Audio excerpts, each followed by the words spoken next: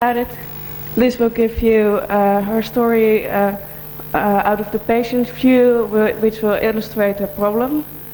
And Ariana is going to tell you something about the medical side of RSI and what actually causes the problems in the beginning. Our lecture is called Be a Math Athlete instead of a desk potato. How big is actually the problem? Well, it's quite hard to say this because the statistics of it are not that good. But you will be able to say that it's about 30% of all the screen walkers which have some problems. RSI is split in two groups. It's a specific syndrome group and a non-specific pain syndrome group. In the specific syndrome group there are about 10% of RSI sufferers. For instance, the specific syndromes are frozen shoulder, carpal tunnel syndrome, tendonitis, etc. The non-specific pain syndrome is a number of symptoms, and almost all the RSI patients are having this. It's about 90% which suffers with that. Okay, we give you all clothes bags. This is to show what exactly RSI is. So can you all please hold the clothes bag like that and squeeze it between your index finger and your thumb. If you're looking right now at your arm, you will see that the muscles from your arm are contracted. The one from the opposite side, but also the one from the down side of your arm. The same thing will happen to people while they are sitting behind the computer. I will explain this again in a little bit more detail. If you're sitting behind the computer, you're sitting in a static position. This means that you're sitting still for a lot of hours behind each other. The only part of your body who is moving is the neck, arms, shoulders, wrists and fingers. The fingers are doing repetitive, precise movements in a high speed. To make this precise precise repetitive movements, you need co-contraction of the muscles. What I did with the clothes bag is a co-contraction. This means that both of the muscles from the opposite side of your arm and the downside of your arm are contracted in the same time. Because of these co-contractions, the muscles will have a reduced blood circulation for about 20%. This will mean that you will get a reduction of the supplies of oxygen and nutrients to the muscles, and an increased build-up of the waste products and toxins. This will cause you small inflammations in the nerves, tendons and muscles. You will get into a vicious circle, and it's quite hard to get out of this, and you will start to get RSI. This vicious circle. Well, first of all, you have this co-contraction of your arms. This co-contractions is the same as the muscle tension.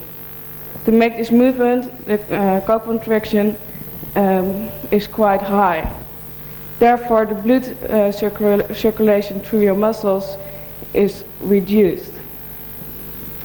If you all know, if you're breathing in the air, there's oxygen in the air. The air is going to your lungs, and over there's an exchange of oxygen which is going to your circulation system, and from there to all parts of your body. It's going to the muscles, where it will exchange the oxygen to the muscles and the waste products into the circulation of the blood. Because of this blood flow is increased, the oxygen is increased in the muscles too. The waste products are going to build up. Therefore, there's going to start an inflammatory process in the parts of your arms and neck and shoulders. And the main symptom of the inflammatory process is pain. Because of this pain, the muscle tension will increase more. The blood flow is going to reduce more, and the oxygen is also going to reduce more. Symptoms. Well, the parts of your body who are having symptoms are the neck, back, shoulders, arms, wrist, hands and fingers.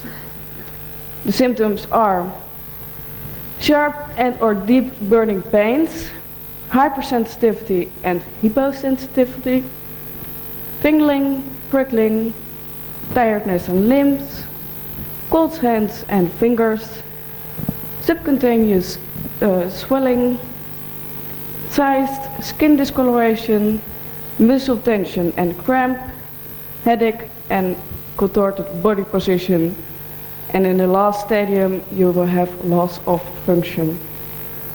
To make this more clear, I will explain you how these symptoms can exist in your body. You have got a local problem and a total body problem. The local problem is related to the inflammation which is caused by the co-contraction of your muscles. It's in the muscles, nerves and tendons. For instance, they will give you sharp and deep burning pains, cold hands and fingers, subcutaneous swelling, sized and skin discoloration. You also will have a total body problem. Liz, can I get your assistance? Yeah. I hope everybody is able to see this over here. If not, give me a shout. Yep. Yeah. Maybe some people can stand up to see it.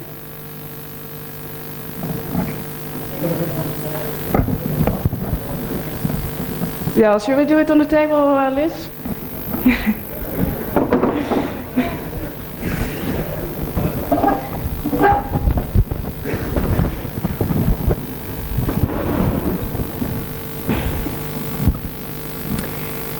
She is right now in a neutral position. This means that her head is just above her shoulders and her spine column. The nerves are coming from the central nervous system into the spinal column where they are going out between two vertebrae. What actually happens is that every bone in your body is connected to each other. So this means that if one of the bones are moving, the other ones will also move. If she is looking to the right, because her computer is standing on the right side, it's like the spinal column is a tube of a vacuum cleaner. All these parts of her vertebrae in the spinal columns will move and rotate. Okay, can I stand next to you? Okay. Here she's having the mouse. To make it for you more clear, I will hold her arm a little bit to her back. If you're looking now, you will see that this part is compressed to each other. Here, the nerves are coming out of the spinal column, going to the upper arm, and will split in 3 parts for the rest of the arm and go to the muscles over there. Because of this compression, the nerves are also compressed. And because that, you will get hypersensitivity, hyposensitivity, tingling and prickling, and tiredness in the limbs. Thank you, Liz.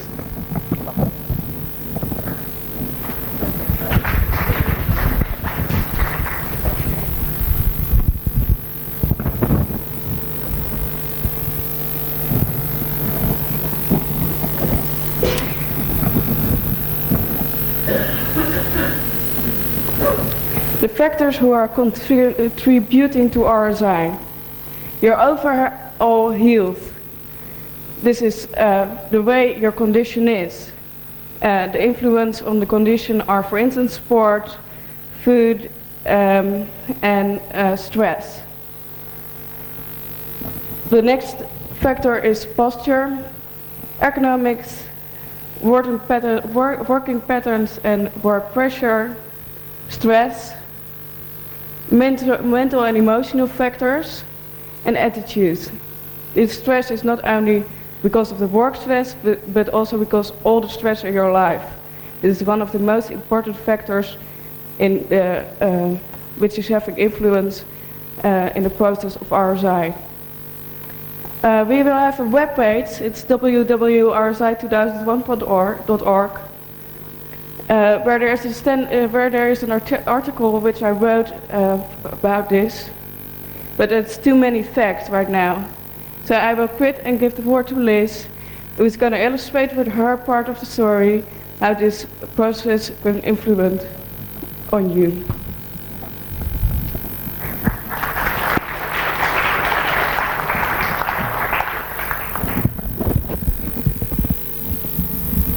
Okay, I can be heard. Great. Excellent. Right. Well, as I said before, I am a sometime RSI patient. I had some pretty serious problems last year, but this year I'm very happy to say that I'm back at work. And proof of me being back at work is everything you see around you. I have been working as art director for HAL 2001. I designed the website, I designed the t-shirts, I did the whole overall concept and the styling for HAL. So that's actually, it's been great for me to be back at work and a real pleasure for me to be here, because this represents the first project that I have done since basically getting very seriously ill last year. So what I'm going to tell you about today is, first of all, I'm going to tell you a little bit about me and about my own lifestyle and my own physical well-being at the time when I got sick, because I really believe that there is no smoking gun. You can actually look at what Arianna has just told you and you can see that there are certain medical influences there. But I do think that it's very important that you look at everything in your lifestyle, everything that you're doing in order to get better if you are having a problem. Just for my own personal curiosity, how many people have problems in this room with RSI? That's quite a lot of you, isn't it? Yes, yes. So, okay, well I suspect all the people outside are in denial about it actually, which is why they're not here. So okay, and so I'll also tell you a bit about my own, how the symptoms developed for me and the overall history of the thing. So first of all, let's, oh, I'm going to stand in front. How does this work? Right. Okay, so this is me. Right. So what do? I'm a designer. That means that I have to be creative and I have to think a lot. So, please excuse my drawing, I'm not really used to. Right. Right, okay, now part of this process, this creative process, which I think a lot of us use, whether you're coding or whether you're creating art, is all about sort of concentration. I think a lot of people are very familiar with the idea of the zone, or hyperfocus, which is that thing you get when you're working on your computer and you get absolute tunnel vision. You cannot concentrate on anything else. Is this a familiar feeling? Yes, it is. I see a lot of heads nodding. And basically this is something which is very, it's quite an important part of the process. I'll move on and tell you a bit more about how working patterns affect that in a moment, but first of all I'm going to tell you a little bit about other things that I like to do, hobbies, which also have a contributory factor. For example, I'm a very keen dressmaker. And I mean, you may think that dressmaking is not really such a terribly bad thing to do, but it can be very heavy work. Sometimes you're working with very heavy fabrics, or you're wielding a great big iron and stuff. So that actually puts quite a lot of pressure on your back, or you're hunched over a sewing machine or something. So that in itself can actually give you postural problems. So that kind of contributed to some problems I was having, perhaps with my posture. Yeah, you might think that basically if you're physically fit or you're doing lots of exercise, then you're pretty much safe. But I was actually reasonably fit. For example, I used to be quite a keen mountain biker. Oh, this was always maybe a difficult one to draw. Does that look like a bicycle? It doesn't really, does it? No. Oh, well, never mind. You get the picture.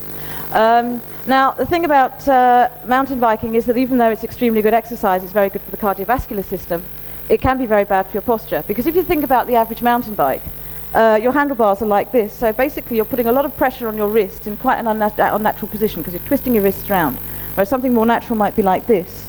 So, you know, and you actually hunch over the handlebars as well, because the average mountain bike is sort of low down handlebars and low down seats, so you're like this. And I was never very good at it either. I used to fall off all the time. And yeah, yes, thank you. And so yeah, so when you fall off, obviously the first thing that hits the ground is your shoulders. So I think that I sustained a few injuries there. So that was quite problematic. So what else? Oh yes, I like to party. Yeah, which means basically that I drink and smoke. Now both of these things are actually quite heavy on your system. Alcohol and tobacco both cause quite some damage to your, you know, they put toxins into your system. Well, you're all aware of the risk, so that's an additional risk. It's so to some extent it sort of constricts your circulation and it constricts your overall physical well-being. So that was also a problem. But more than any of these things, I like to work.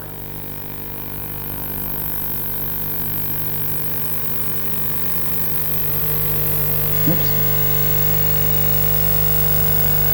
So yeah, basically I've been working quite intensively on computers. I'm quite a newcomer to computer design. Before that I was working as an engineering designer, which was much more kind of mathematically based, so I was desk-bound basically, but I was not working so much on a computer. However, since December '97, I have been getting more into sort of computer design and web design and web-related and computer-related arts. So I've been working more and more intensively during that period over on a computer, during which time, I must say, my posture was not particularly good. So I was sitting badly a lot of the time, and really not really sitting properly, a bit hunched over, because of all these things which were kind of impacting my posture and so forth. And I was working around the clock.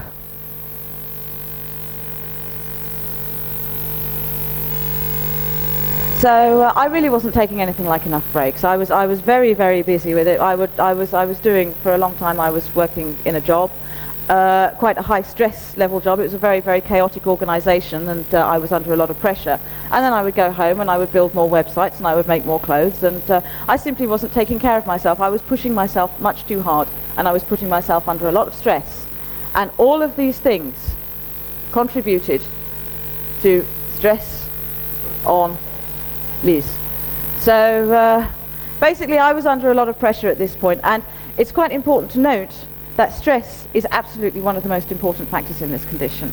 If you are, Arianna says that basically pretty much all computer workers will have some form of complaint and will show some kind of nerve damage in their work, but this will probably not cause you any major problems unless you are stressing yourself, unless you are pushing yourself much too hard, unless you're pushing yourself beyond the limit. So let's try and put a timeline onto this. Right. Okay. Can you see that? How does that look? Okay. December '97 was basically when I quit my job in engineering and decided that I wanted to do something completely different.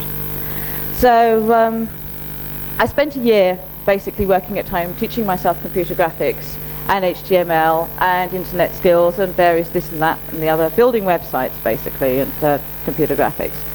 And during this time my posture was not particularly good. I was working very hard, but the important factor was that I didn't actually have any complaints. So you can see right here, there's basically a straight line. Yeah. So if you imagine that this is complaints and this is time, then here's the straight line. No problem at all. I saw absolutely no symptoms. However, round about Christmas, the following Christmas, Christmas '98, I launched a couple of websites, and after that I went looking for a job. So in March '99, I got myself a new job in a nice little web design company, and almost immediately, from going from no complaints whatsoever, I started to notice that I was losing some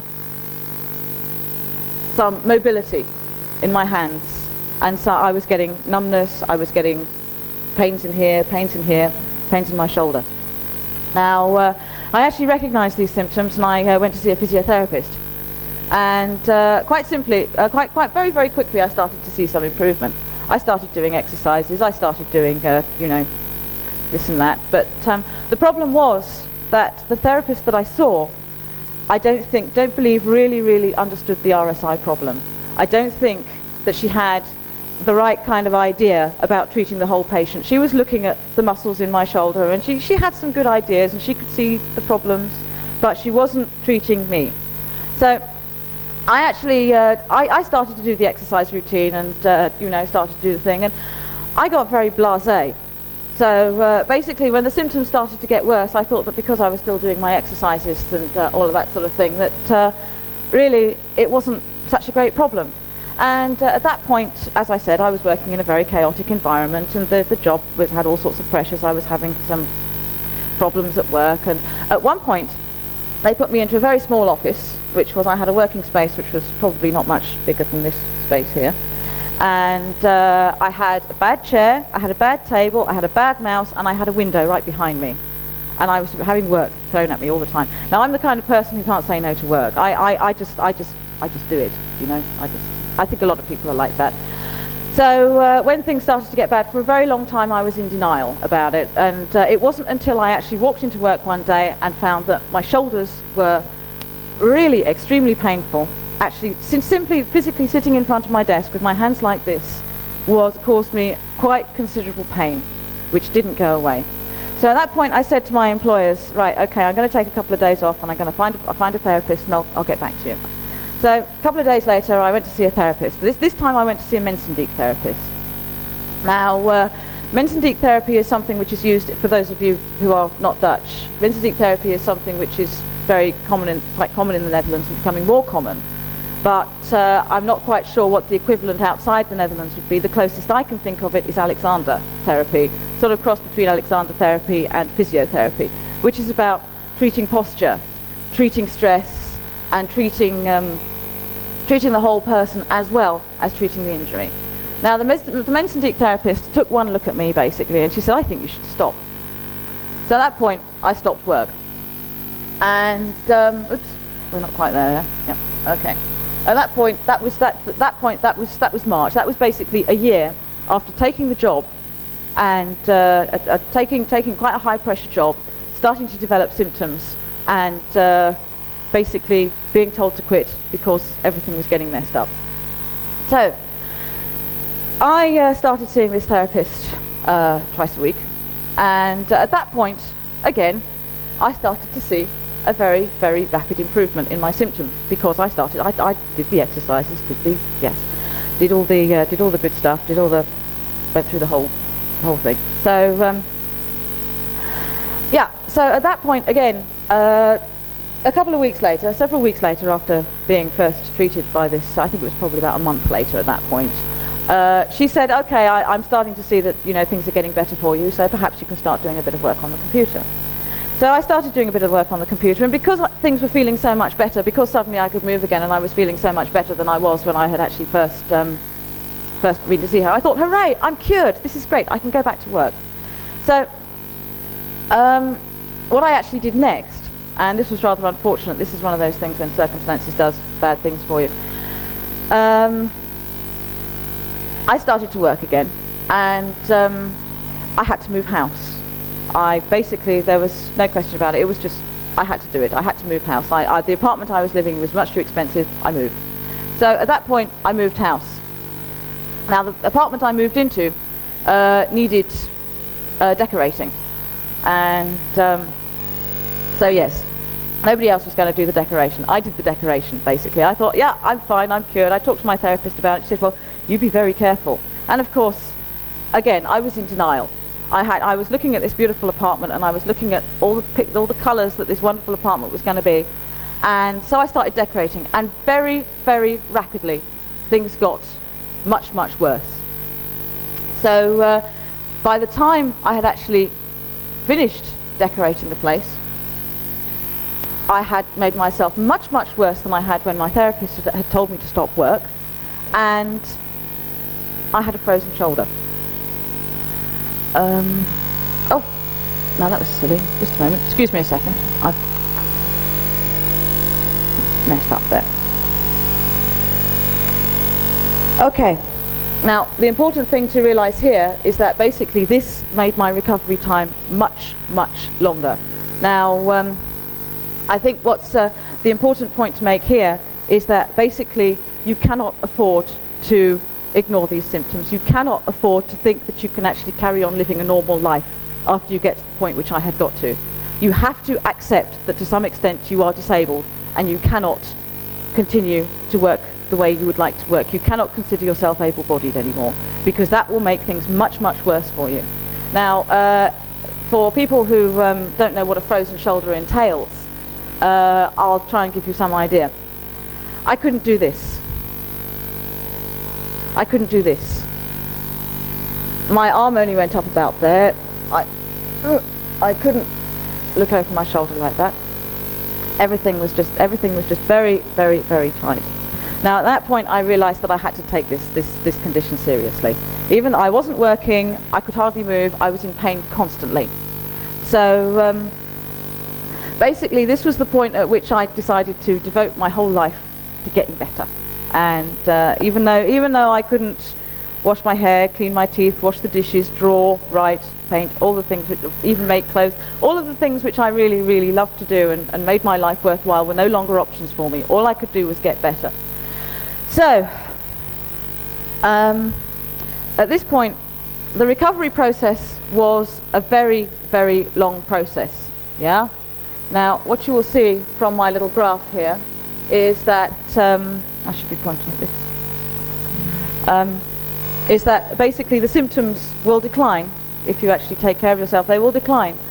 This is possibly not a unique thing, but if you get relapses, then don't expect that everything is like this is the end of the world. You are going to get better. You will see little sort of peaks and troughs. You will have good days and you will have bad days.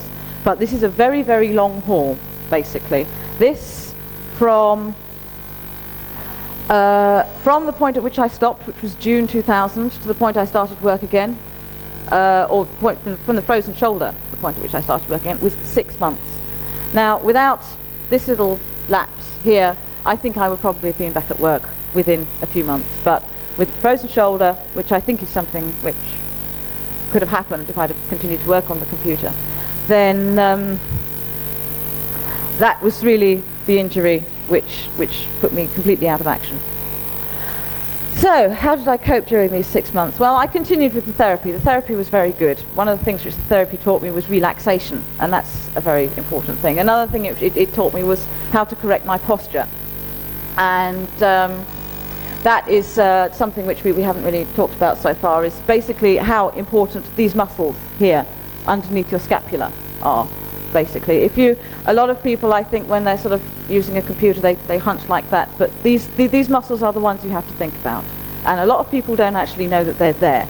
Yeah, so these are the important muscles. I also did quite a lot of exercise. To begin with, I would just sort of put a bit of dance music on my stereo and I would jump around. But as my therapy progressed, I was able to work in various exercises which my therapist would give me. Like, for example, I would do a lot of this. This is a very good one. Just swing around. Just keep your back supple. Move yourself like that. Another good one is this. If I can do this without the mic dropping off, then please bear with me. I'm going to come out. Shall I stand up there? I'll stand up there. Yeah. Another demonstration. Yeah. Another one is. Everyone see? Yes. Drop down. Vertebrae by vertebrae. Drop, drop, drop. Relax.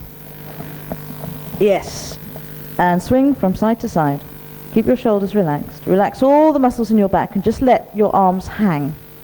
And that's very good for stretching the muscles which I've just talked about, the ones underneath your vertebrae, and underneath your scapula, sorry. And come up again, vertebrae by vertebrae. Not too quickly, otherwise your head will spin. And so, yes, that's another good one. We've actually filmed quite a few of these exercises, and you can see them on the website. So if you go to rsi2001.org, I'm going to have to come back up here in a second, but I'll jump down again. Excuse me. Right. What next? Where have we got to? Yes, another thing which I've actually found very useful is Tai Chi. And so very, very useful. But the nice thing about Tai Chi is that it gives you a very three-dimensional grasp of your posture. It gives you, you have a very good feeling for how your body moves in space by practicing Tai Chi. So that's something which I can really recommend. But absolutely the worst thing about this 6 months was the great big empty space, the time. I had absolutely nothing that I could do except for devote myself to getting better. Now this is absolutely, I think, one of the most important things about you have to realize about the risks you're running is what do you do if you have to stop work? What happens to you then? Because I was depressed, I was frustrated, I was some moments I was almost suicidal. It was a very, very bad time, and this is why I would actually stress to people, please take care of yourself. If you do have symptoms, then basically do everything you can to look after yourself. So basically now I'm back at work. I started working again in December, as I said, and since then I've actually had my symptoms under control. Now you will see from here that I'm not back to 0 symptoms because my back is now pretty fragile. I still have moments when I lose mobility in my hand. I still have moments of pain, and I still have days when I really don't work. But because I'm freelance, I have that under control. I also have to be very, very careful about how I work. I have to really limit my working hours during the week. I have to take very, very regular breaks. I have installed pause software on my computer. Now this is a very, very useful device. You find it extremely irritating at first. In fact, you always find it irritating. But it's much, much better to be irritated than to be sick, believe me. So you can see that basically I still have good days and I still have bad days, and that's been going on since I've been working. But what I haven't seen is a permanent return of the symptoms. But I do have to be very, very careful. So what I would stress at this point is what you need to do is really take control of your work. So back up to the table, and I'm going to show you how to sit at your computer.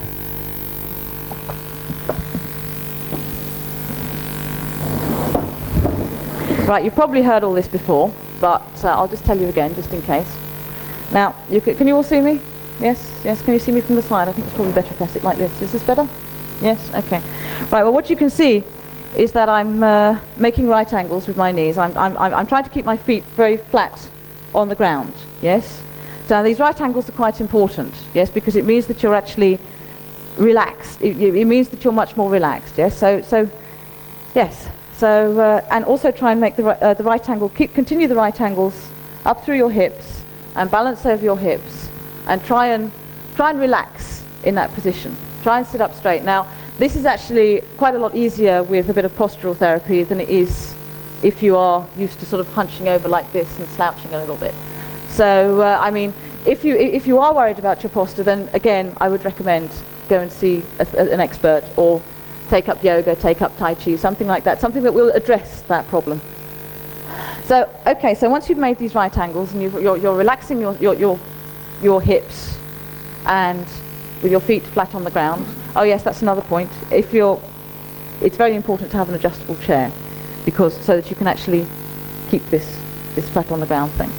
So, so if you have arms on your chair, then adjust them so that you can actually rest your elbows very, very gently on the armrests, like so. You don't want to have them pushed up, and you don't want to be like slouching into your chair again to use the armrest. So basically, think about just relaxing your elbows very gently on the armrest. Keep your arms very straight as you're using the keyboard. Try and sort of keep your wrists straight and quite relaxed. Don't type like this, type like this. Try and keep your hands relaxed over the keyboard, like so. And I'm not sure about how good a lot of this ergonomic equipment that you're actually getting for computers nowadays is.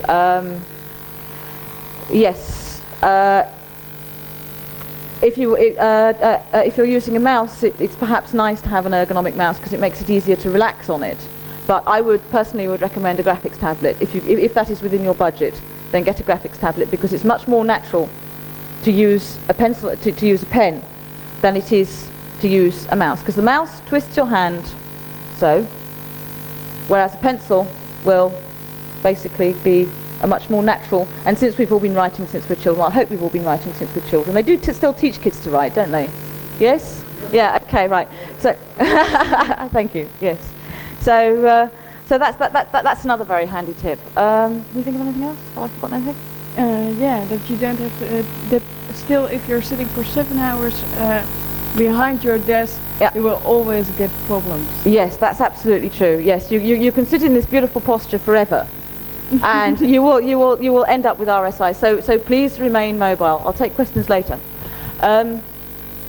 Yes, another thing is your table. It's very important to have your table at a nice height for yourself, so that you're not actually kind of reaching up or reaching down. Sort of try and keep it so that your hands are very sort of relaxed, and kind of keep this so that you can actually keep this right angle.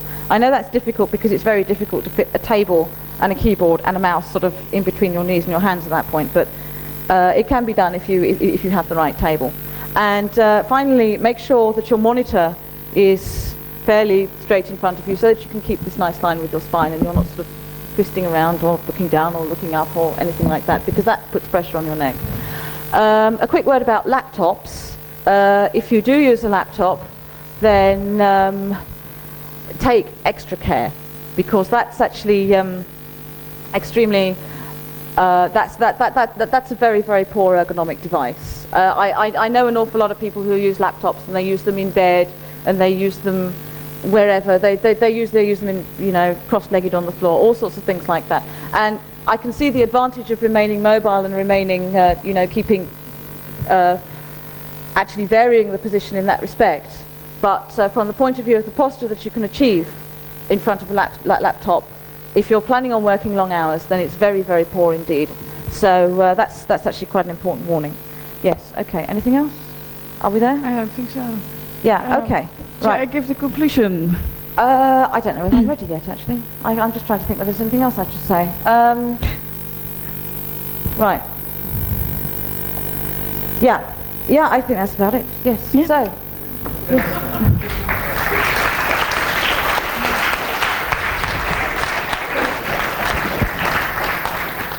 Can this thing be turned off? Yeah, okay. So I will give you the conclusion. Recognize and reconsider RSI before it's too late. Reconsider is meaning that if you have the start and beginning of the symptoms, be aware and go to see a doctor before it's too late. There are multiple factors having influence in the development of RSI. That is illustrated by Lisa's story and my other sheet.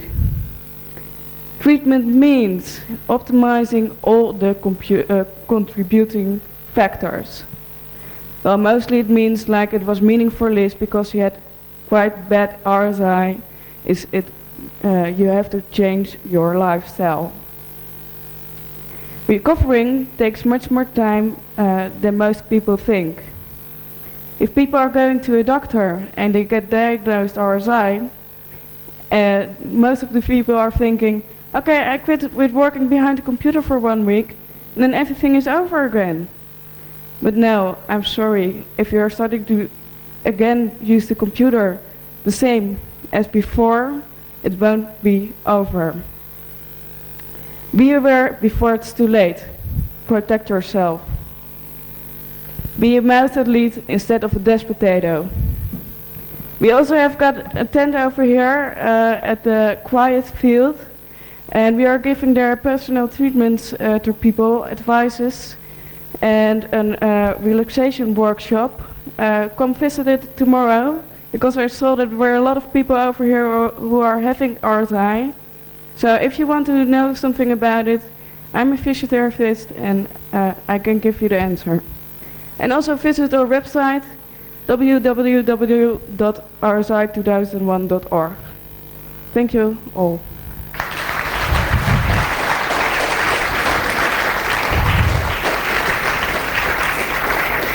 Great.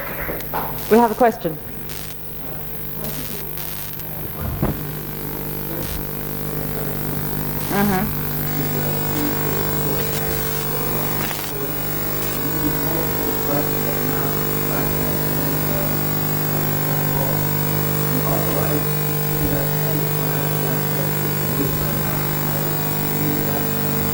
Well, a lot of people. Sorry.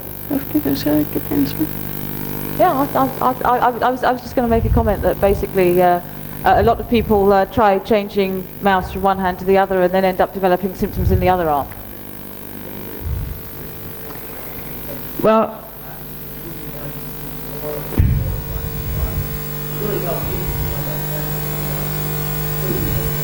yeah, but you have to watch out, because otherwise it will also infect the RSI to your left hand.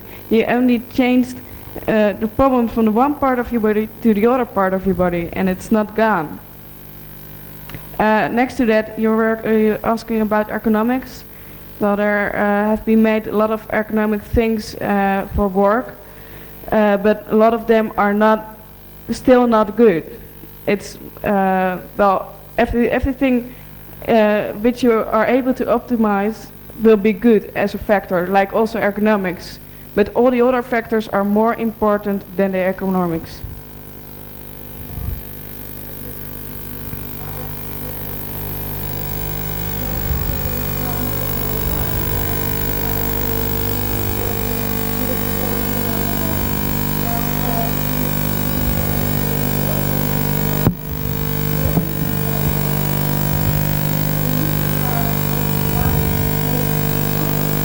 Yeah. Yeah.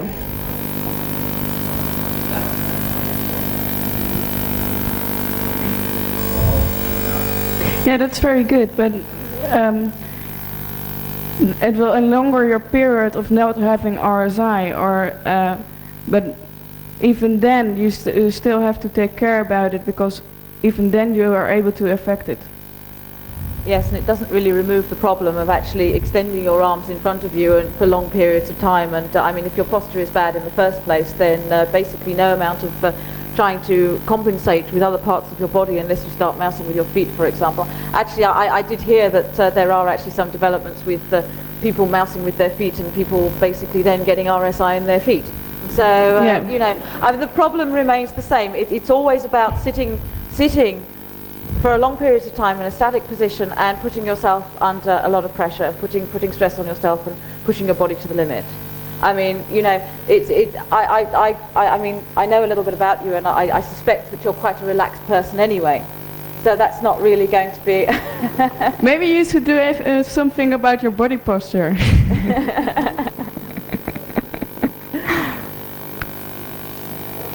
Any other questions? Ah, yes. Natural keyboards. I haven't really tried one, actually. I kind of suspect that they might actually be quite useful for some people. If you have like a situation where basically you're sort of resting your elbows on the arms of your chair and you're sort of pointing your hands inwards a little bit, so you're sort of typing over the top of that, then that kind of semi-elliptical shape that the keyboard has might actually be quite a useful thing. Personally, I couldn't comment. I would say that if you're sort of interested in any of this sort of ergonomic devices, then check them out and get back to us, because yeah.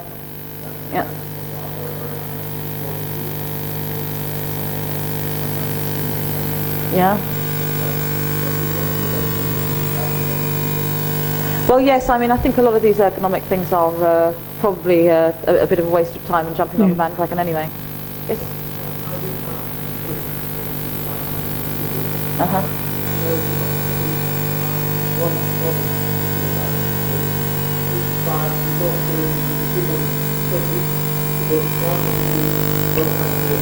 You want to stand at the table? Or are people really... yeah.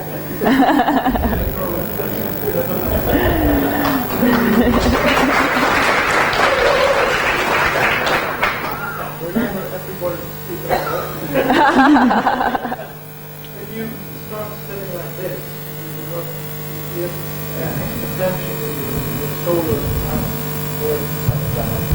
And that's something you have to get out for Yeah, so shall I explain this, why this happens? Well, actually, if you're having a normal keyboard, nobody can do this. The normal keyboard is just laying flat on the table. I will explain this first and then your part. So you have to put your elbows here and then turn your hands. Well, if you're holding something which is straight, like a water bottle, you will able to see that it's quite hard, and I have to put a lot of tension in these muscles over here to actually be able to put my hands like this as on the keyboard. What happened if you have got an, how is it called? Neutral keyboard? Natural keyboard. All these bones are connected to each other. You only will replace the problem to another part of your body. For him it's his shoulders, because you're still not able to do this. Like, this is still not a natural position of your body. Thank you very much.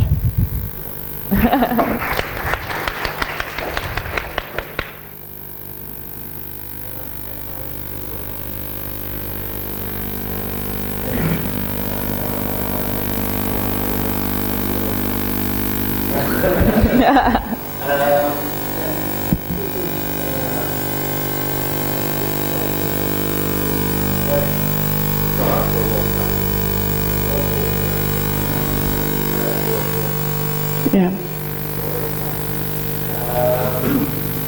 Shall I give the answer? Okay. The same thing. Okay.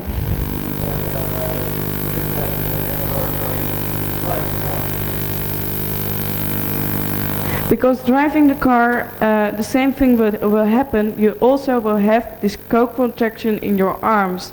You're sitting for the whole day like this behind your car, so you have to put your arm like that and hold it over here. This means that these muscles are contracted. And if you're sitting for hours like that in a car, and while you're already having RSI, it's still the same thing. And driving is also pretty stressful as well, I guess. Often.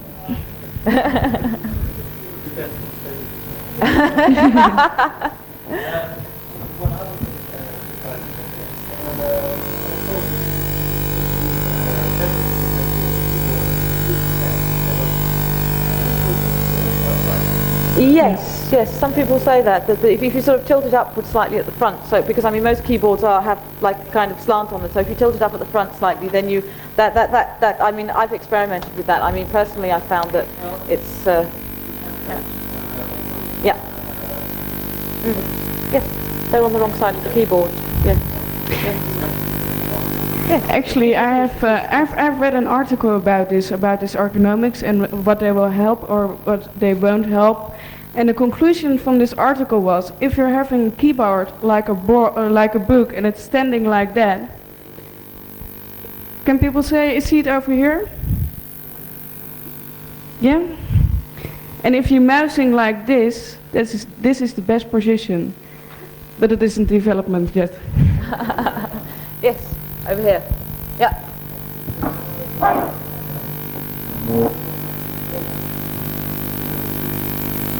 Yeah. Have you tried one?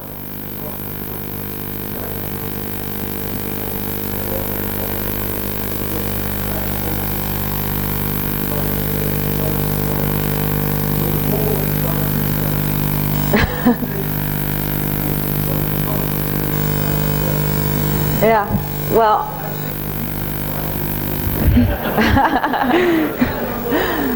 Yeah.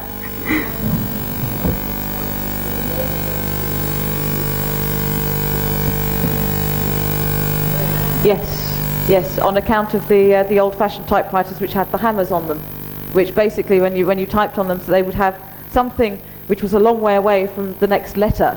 They were arranged. They arranged the alphabet so that the letter next door would not be the key next door would not be the next letter that you would type, so the two hammers would not get tangled up. Yes. So you're making bigger movements and not these small movements which you're making on a keyboard. So they are not that precise on a typewriter, and this will cause less co-contraction and less RSI problems. Yeah, but it's better to do it. Yeah. Carl. I wasn't talking to you. Hi. Carl.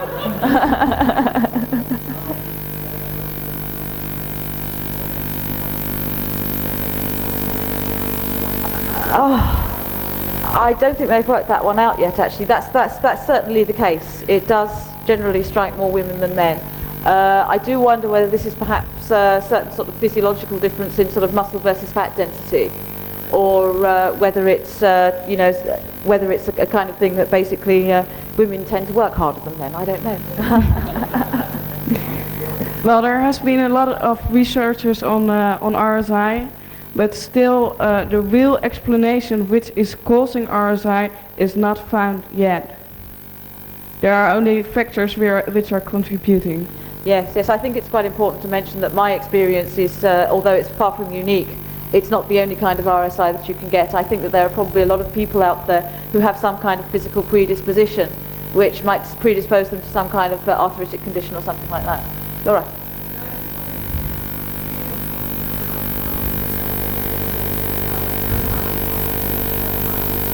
Yeah.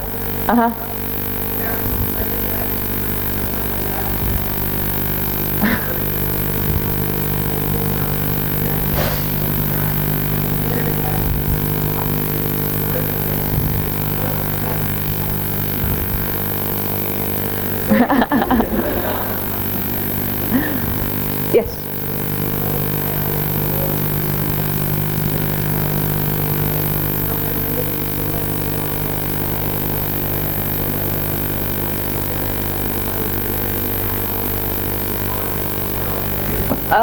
I believe so.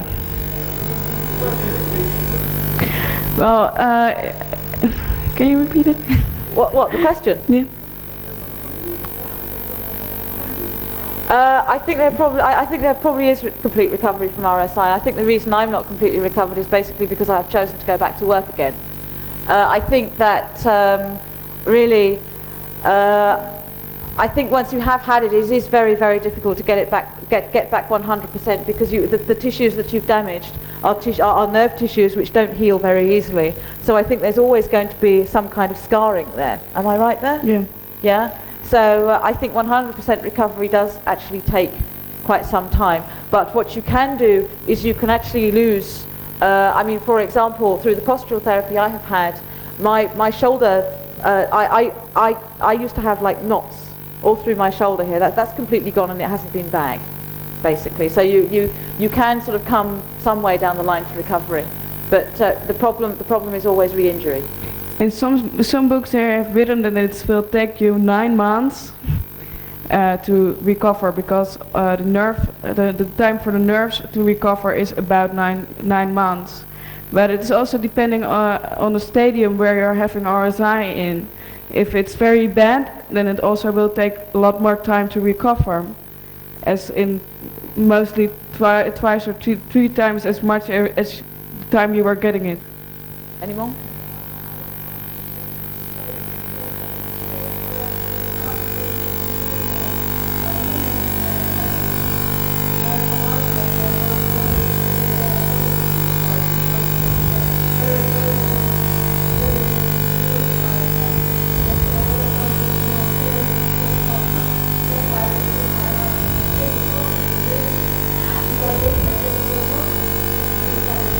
I think the problem there is that basically I don't think modern medicine as it stands now treats RSI very well. This is why I think that really you do have to go towards sort of more alternative treatment. This is why I think Mensendiek therapy works so well, because it does treat the whole patient, basically. And as I told you, I mean, it was my experience that I went to see a physiotherapist, and she really didn't know very much about the condition at all in retrospect. And I put quite a lot of trust in her. And basically, my personal opinion is that, you know, a lot of doctors will sort of just basically answer, well, I don't know, to that question, because it is a condition which isn't really very well understood. But what I would say is that if you are an RSI patient, you should consider yourself your own doctor.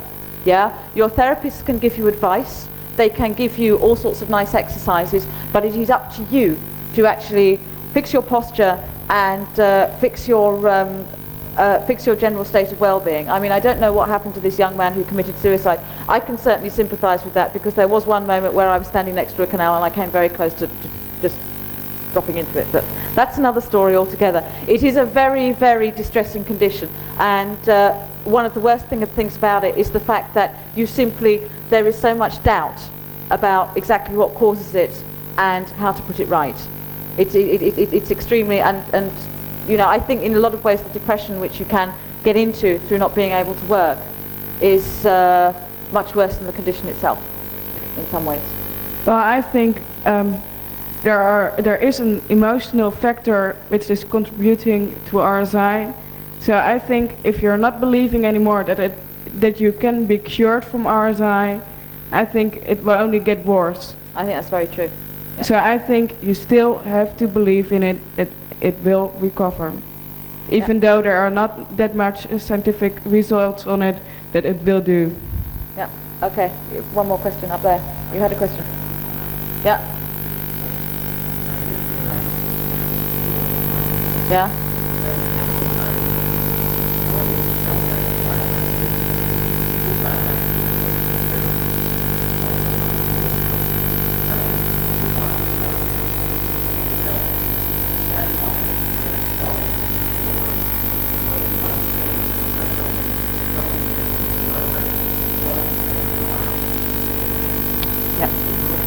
Yeah, there are much more factors contributing.